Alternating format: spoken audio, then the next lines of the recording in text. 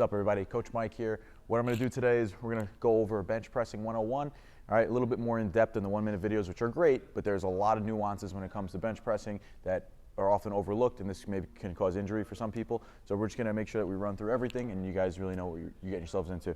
So first things first, I'm going to power rack. I'm going to set my pins at around waist height, or maybe a little bit inch below my waist. Obviously, if you have a big belly, we're going to be like an inch below our belly. Reason being is if we fail, instead of dropping the weight and being stuck, we just push it to our chest, and then we can kind of climb our way out, and we're safe. We're not going to get crushed by the weight.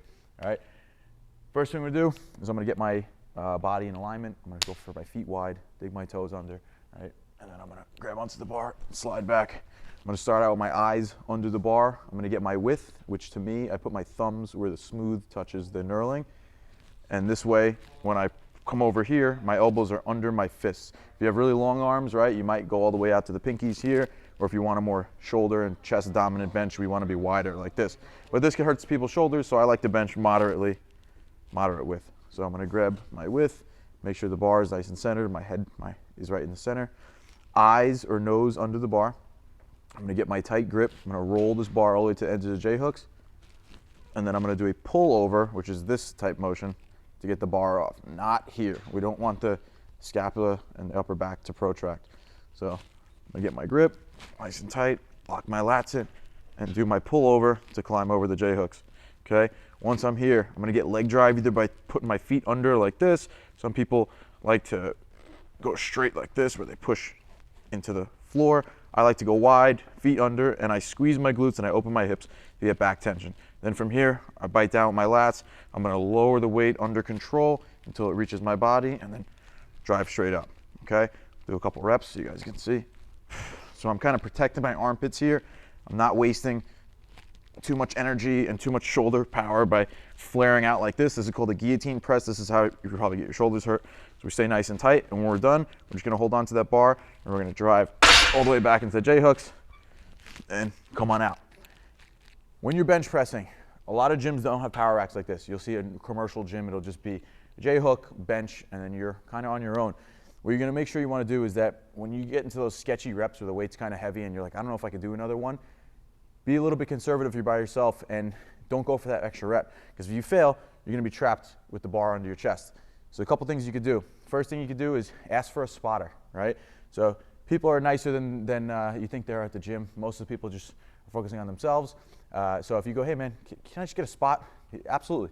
They'll come behind you. You tell them, you know, hey, I need a lift off, 3, 2, 1, lift off to help you lift off the weight if it's heavy.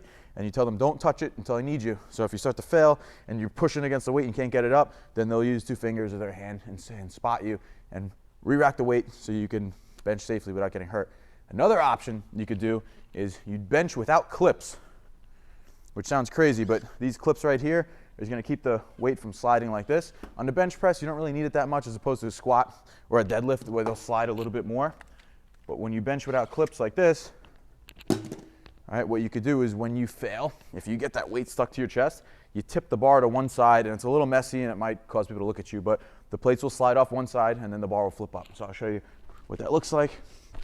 So we get our width, set my body, glute squeeze, back arch, chest up. I grab the bar, I pull over, and let's just say I fail, I can't do it, right? The weight will be resting on your chest. You tip the bar, this goes here, bar comes up, the plate might come off on the side, it might not, and then I'm here, and I can climb out kind of safely, all right? So one thing to keep in mind when you're benching, we want our lats tight. We want to bring our chest to the bar. If you're rounding your back like this, you're going to be using all shoulder and rotator cuff, right? It's the same concept with push-ups. A lot of people have weak push-ups, and what they do is they flare their elbows out, and then they have shoulder pain when they're doing push-ups. Stay tight, bring your chest up, all right? And just straighten out the elbows. Pull back to you, chest pop, straighten out the elbows. All right, so that's a little quick benching 101. So hopefully those tips will help you guys bench safer and put up some more weight and get stronger and get more results.